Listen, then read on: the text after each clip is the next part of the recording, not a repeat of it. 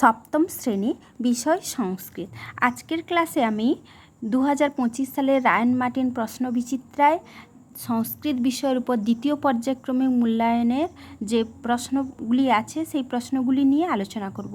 আজকে আমি 8 নম্বর সেট অর্থাৎ মহেশ শ্রী রামকৃষ্ণ আশ্রম বিদ্যালয়ের যে প্রশ্নপত্রটি আছে সেই প্রশ্নের উত্তরগুলি নিয়ে আজকের ক্লাসে আলোচনা করব দ্বিতীয় পর্যায়ক্রমিক মূল্যায়নের সংস্কৃত বিষয়ের উপর। তো চলো তাহলে ক্লাসটি শুরু করা যাক।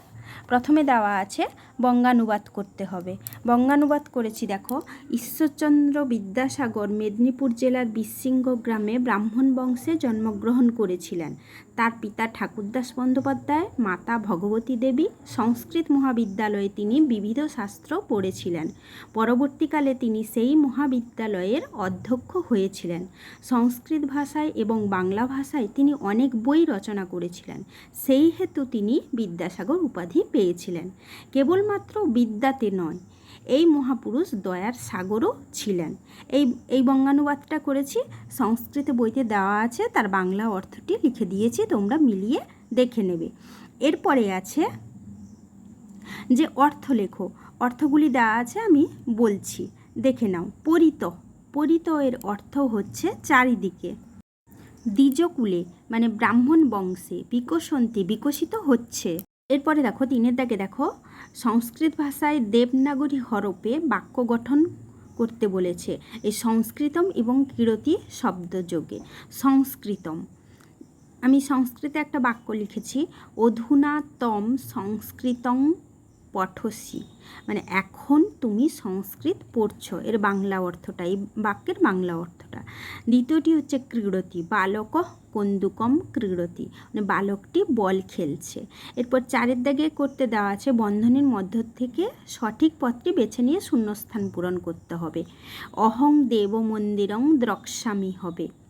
এটা অহম হচ্ছে উত্তম পুরুষ এক বচন, তাই তার ক্রিয়াপদটিও উত্তম পুরুষ এক বচনে দিতে হবে। এখানে দ্রক্ষ্যামি হচ্ছে দৃশ ধাতুর রিট, উত্তম পুরুষ এক বচনের রূপটি হয়েছে। কর্তার যে পুরুষ যে বচন, ক্রিয়াপদটি হবে সেই পুরুষ সেই বচনের। তারপরে দেখো আবাম, আবাম মানে কি আমরা দুজন, এটা হচ্ছে উত্তম পুরুষ দ্বিবচন, তাহলে তার ক্রিয়াপদটিও উত্তম পুরুষ দ্বিবচনের দিতে হবে। আবাম গৃহম গচ্ছাব স্ম, সা মম ভগিনী, ভগিনী স্ত্রীলিঙ্গ।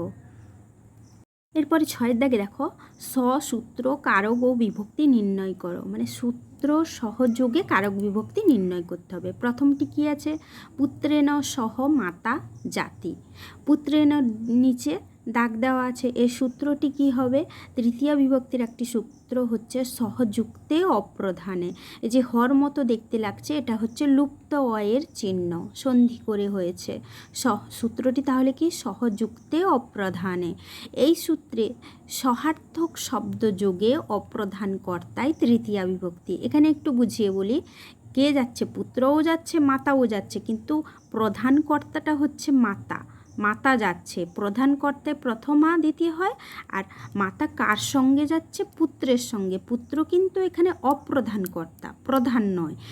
এই সহযুক্ত অপ্রধানে এই সূত্রযোগে অপ্রধান কর্তায় তৃতীয়া বিভক্তি দিতে হয়। এরপরে দশরথ ইতি রাজা আসিত, এখানে সূত্রটি কি হবে, কোচিন নিপা তেনাভিধানম। এই সূত্রে ইতি অব্যয়যোগে প্রথমা বিভক্তি হয়েছে। এরপরেরটি কবি কাব্যং রচয়তি স্ম, এখানে সূত্রটি হচ্ছে কর্তুরীপ্সিত তমং কর্ম, এই সূত্রে কর্মকারকে দ্বিতীয়া বিভক্তি হয়েছে। 4 নম্বরটি হচ্ছে বালা আনন্দেন নৃত্যতি হেতু, এখানে সূত্রটি হচ্ছে হেতু। হেতু, এই সূত্রে হেত্য অর্থে তৃতীয়া বিভক্তি। হেত্য অর্থে বলতে হেতু অর্থে তৃতীয়া বিভক্তি হয়েছে।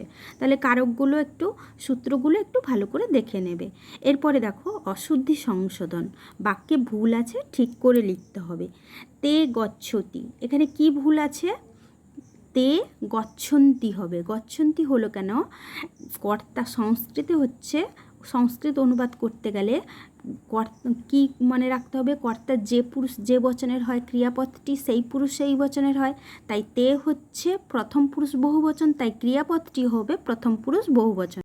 দেখো 8-এর দাগে শব্দরূপ ধাতুরূপ নির্ণয় করতে দেওয়া হয়েছে, আমি লিখে দিয়েছি, একটু ভালো করে দেখে নেবে। সাধু শব্দের ষষ্ঠীর একবচনে সাধু, অসমত শব্দের পঞ্চমীর দ্বিবচনে আবাভ্যাম, মাতৃ শব্দের তৃতীয়ার বহুবচনে মাতৃভি, ক্লীবলিঙ্গ তৎশব্দ ক্লীবলিঙ্গ শব্দের দ্বিতীয়ার বহুবচনে হচ্ছে তানি, পট ধাতুর লট উত্তম পুরুষ একবচনে হচ্ছে পঠামি, লিক ধাতুর লিট হচ্ছে ভবিষ্যৎকাল অর্থে ব্যবহার করা হয়, উত্তম পুরুষ বহুবচন হচ্ছে লেখিসাম, যেহেতু বহুবচন লেখিসাম ময় বিসর্গ, স্থা ধাতুর লট মধ্যম পুরুষ একবচন হচ্ছে তিষ্ঠসি।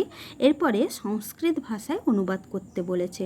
উদ্যানে অনেক ফুল ফোটে, এখানে উদ্যানে অনেকানি পুষ্পানি প্রস্ফুটন্তি, লোভ পাপের কারণ, লোভ পাপস্য কারণম। বেদব্যাস মহাভারত রচনা করেন, বেদব্যাস মহাভারতং রচয়তি।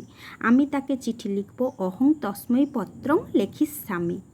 এই ভিডিওটি যদি তোমাদের উপকারে লাগে তাহলে আমার চ্যানেলটিকে সাবস্ক্রাইব করবে আর অবশ্যই একটা লাইক করে দেবে। লাইক করলে ভিডিও বানাতে ভালো লাগে। আমি এর আগে আরও 2টি সেট দিয়েছি, দ্বিতীয় পর্যায়ক্রমিক মূল্যায়নের উপরে 2টি সেট দিয়েছি, তোমরা দেখে নেবে। আজকে হচ্ছে 3টি।